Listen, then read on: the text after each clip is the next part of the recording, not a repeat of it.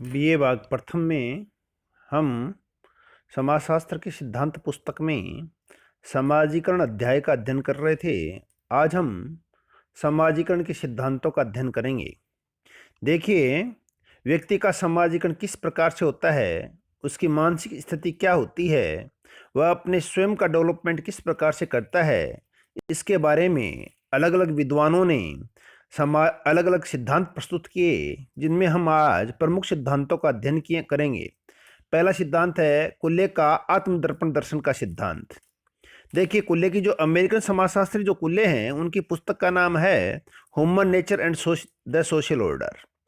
उन्होंने अपनी पुस्तक human nature and social order में समाजीकरण के सिद्धांत को प्रस्तुत किया। उनका सिद्धांत आत्मदर्शन दर्शन या लुकिंग ग्लास सेल्फ थ्योरी के नाम से जानी जाती है। कुल्ले ने अपने सिद्धांत का प्रतिपादन व्यक्ति और समाज के संबंधों को स्पष्ट करने के लिए किया। उन्होंने स्पष्ट किया कि समाज के संपर्क में आने पर व्यक्ति के आत्म का विकास होता है। समाज व्यक्ति के लिए दर्पण का कार्य करता है, वह उसमें अपनी छवि देखता है। समाज के लोग उसके बारे में क्या कहते हैं, इसी आधार पर वह अपने बारे में अपनी धारणा बनाता है। जिस प्रकार से हम आईने में देखकर यह ज्ञान करते हैं कि हमारी हमने जो पोशाक पहन रखी है या जो दूसरी पोशाक है वह कैसी दिखाई देती है, बाल ठीक से संवरे या नहीं है, मेकअप अच्छा है या नहीं है, उसी प्रकार से जो समाज है वह बालक के लिए आईने का कार्य करता है। समाज के लोग उसके बारे में क्या कहते हैं, इसी आधार पर वह अपने बारे में राय बनाता है। इसी राय के आधार पर उसमें हीनता या श्रेष्ठता के भाव पैदा होते हैं।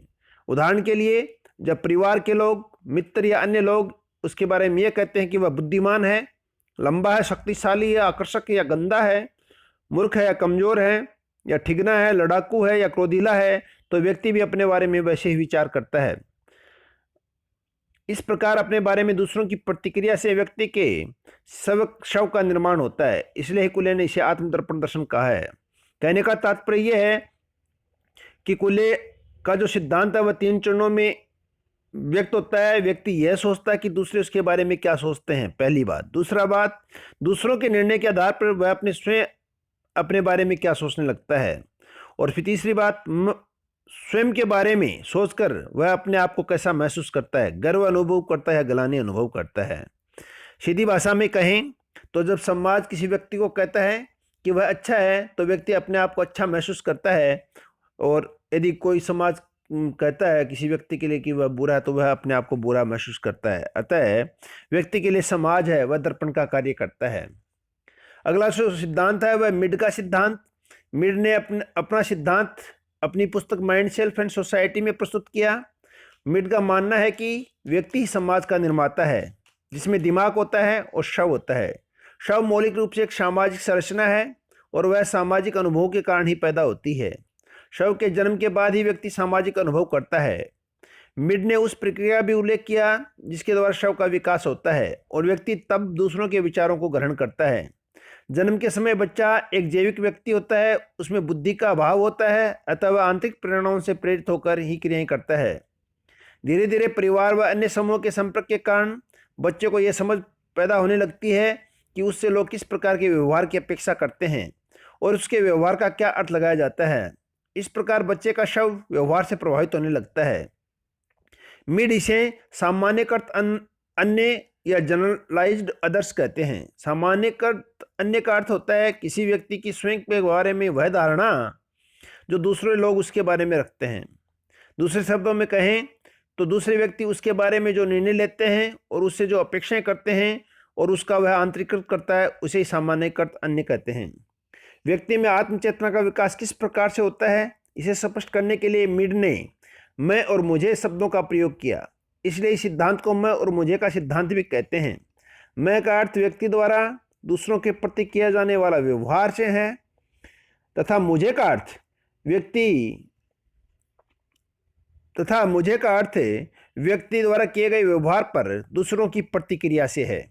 मैं और मुझे में अंतर के लिए कारण इस शव का विकास होता है। प्रारंभ में दोनों धारणाएं एक दूसरे से अलग होती हैं, किंतु परिवार या समाज के संपर्क के कारण उनमें समानता स्थापित होने लगती है और वो एक ही चीज के दो पहलू हो जाते हैं।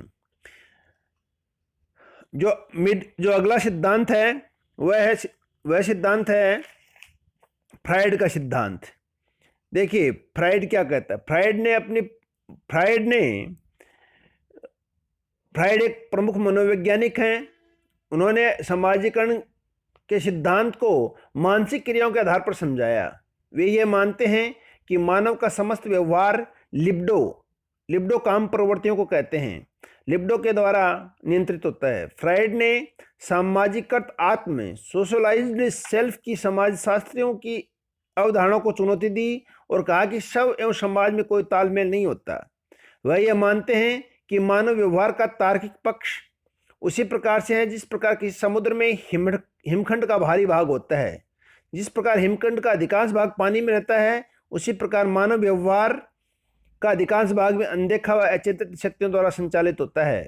फ्राइड ने शव को इड, अहम और पराहम के द्वारा व्यक्त किया।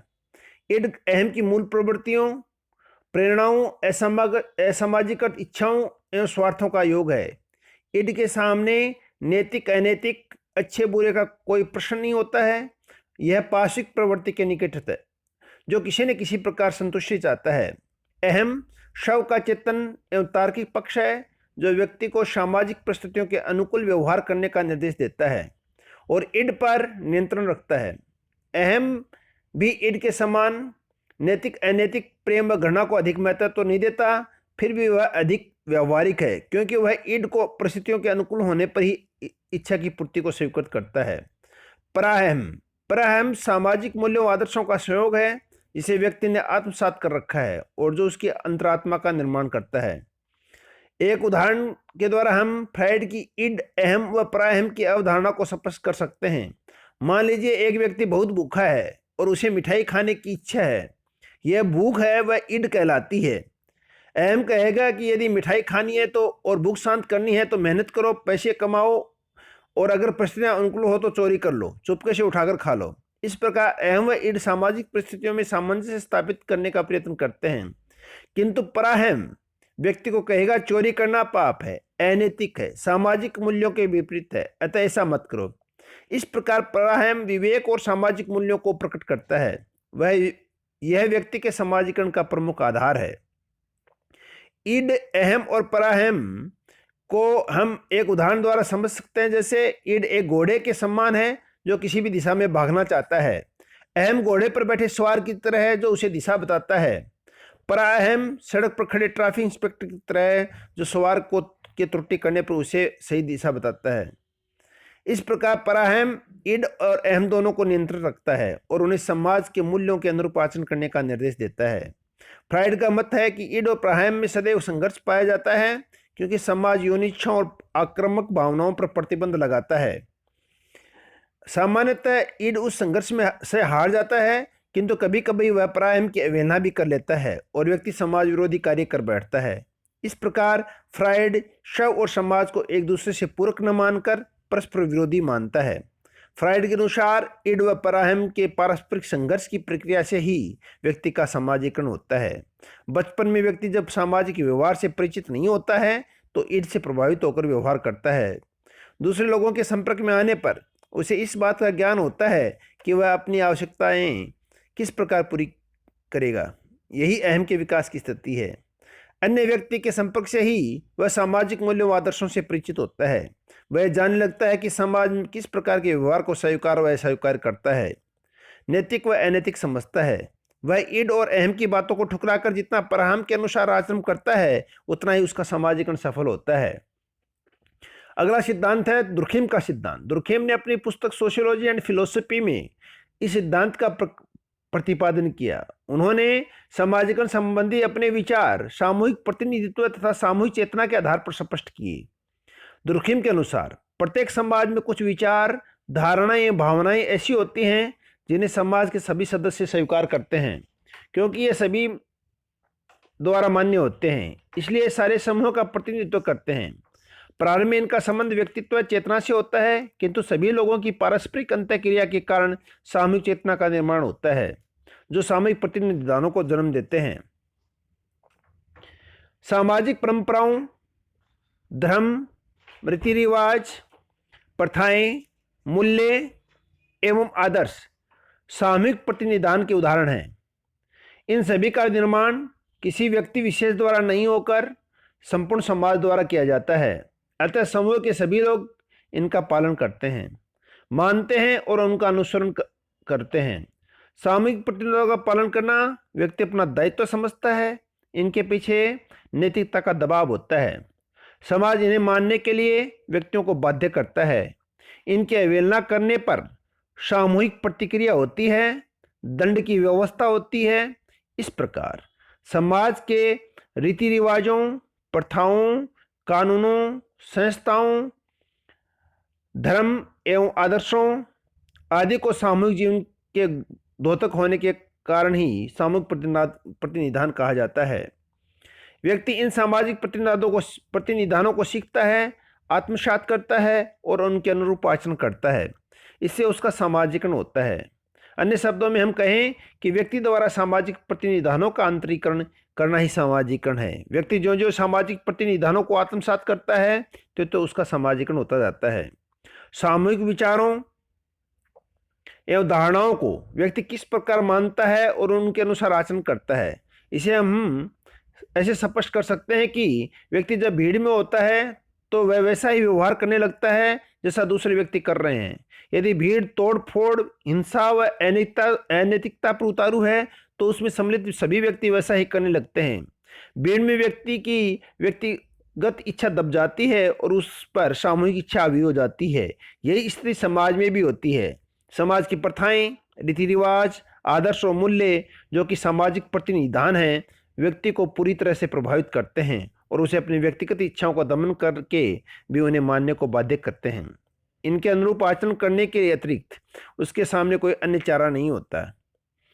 सामाजिक प्रतिनिधित्व का दबाव उसमें सामाजिक गुणों का विकास करता है, उसे समाज के अनुरूप बनाकर उसका समाजीकरण करता है। इस प्रकार समाजीकरण के 4 सिद्धांत आज हमने पढ़े।